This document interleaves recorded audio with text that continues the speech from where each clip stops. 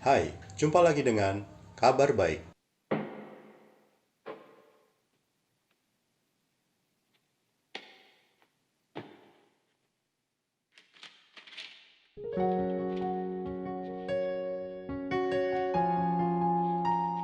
Kabar baik kali ini mengenai reaksi Yohanes Pembaptis.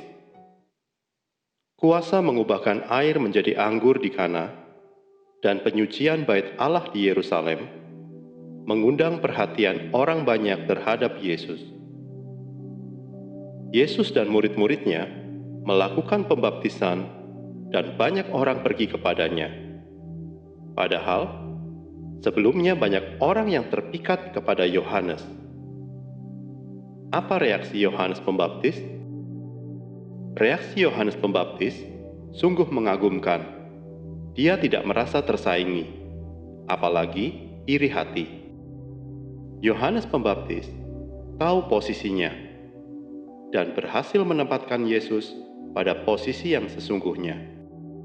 Justru ia menjelaskan bahwa posisinya memang lebih rendah dibanding Yesus.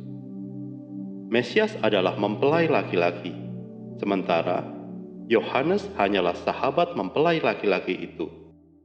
Jelas bahwa kedudukan mempelai laki-laki lebih penting dibandingkan sahabatnya.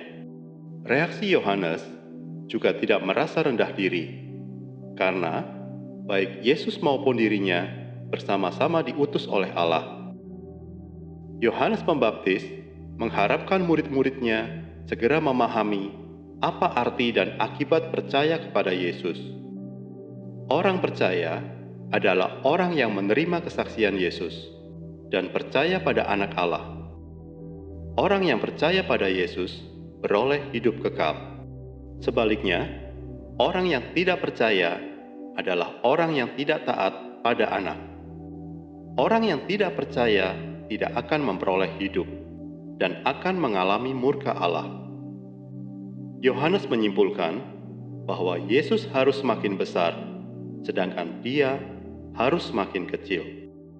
Kemegahan diri kita dapat menghalangi orang lain bertemu dengan Kristus. Apakah pekerjaan dan pelayanan kita selama ini didasari oleh motivasi untuk memegahkan diri?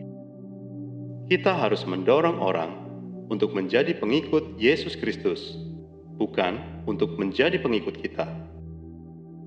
Mintalah pada Tuhan agar Ia memurnikan dan memakai kita semata-mata untuk kemuliaan nama-Nya.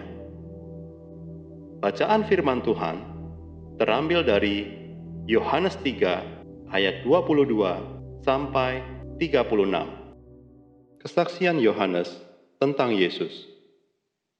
Sesudah itu, Yesus pergi dengan murid-muridnya ke tanah Yudea, dan Ia diam di sana bersama-sama mereka dan membaptis.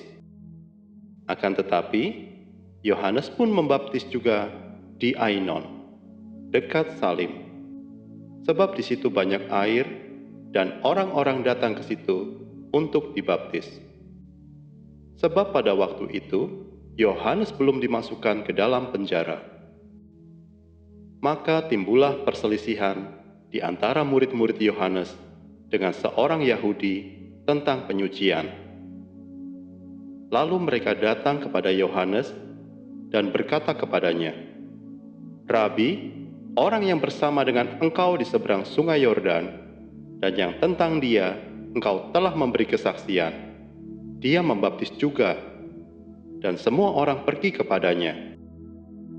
Jawab Yohanes, "Tidak ada seorang pun yang dapat mengambil sesuatu bagi dirinya, kalau tidak dikaruniakan kepadanya dari sorga.